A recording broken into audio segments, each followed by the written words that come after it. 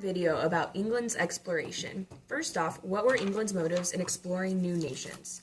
Like many of the other countries, England wanted to obtain more land, spread their Anglican view of Christianity, and find gold and spices.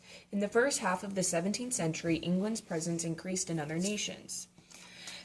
One of the first countries they went to was India. They arrived in India in the 17th century. They had trading posts there, including Fort William.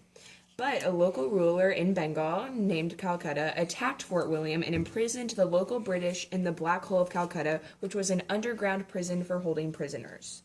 Also, an important person to note is Sir Robert Clive. He was known as an empire builder. He became the chief representative of the British East India Trading Company. He was self-educated, military educated.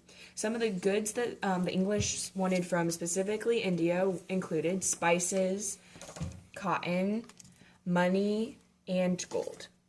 Not only did the Brits go to India, but they also went to America, otherwise known as the New World. They started with their first English colony called Jamestown. That failed for a number of reasons, including diseases, not knowing what crops worked best with the land, and a lot of people died on the voyage to America.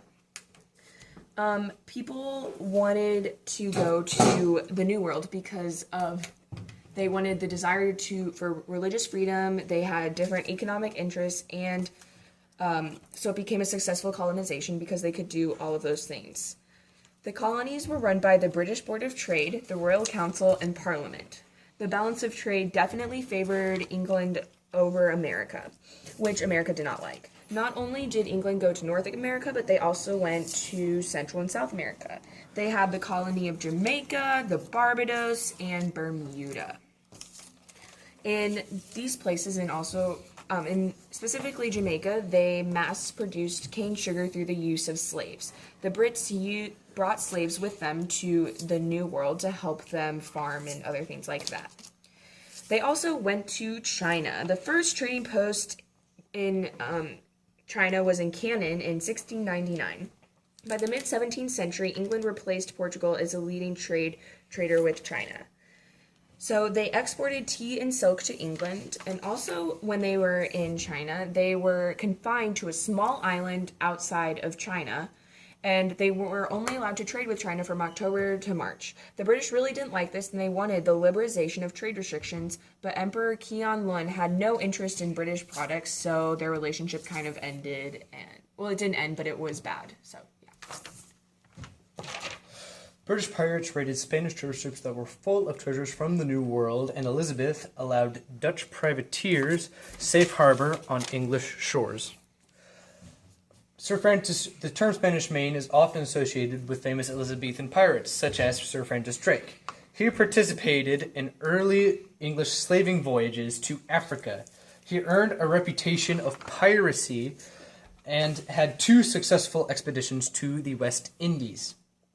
Queen Elizabeth I gave him the right to rob Spanish port of Nambre, which included gold and silver.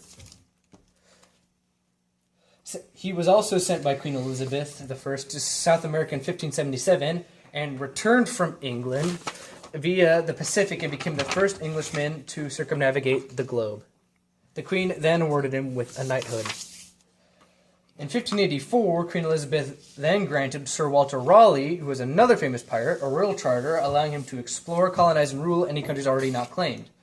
Raleigh himself went to the Orinoco River Basin in search for gold, and he sent a different party to colonize Roanoke Island, which failed.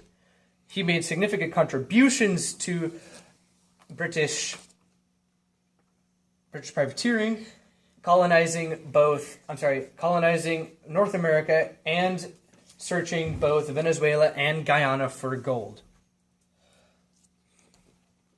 All right, thank you for watching this video. Goodbye.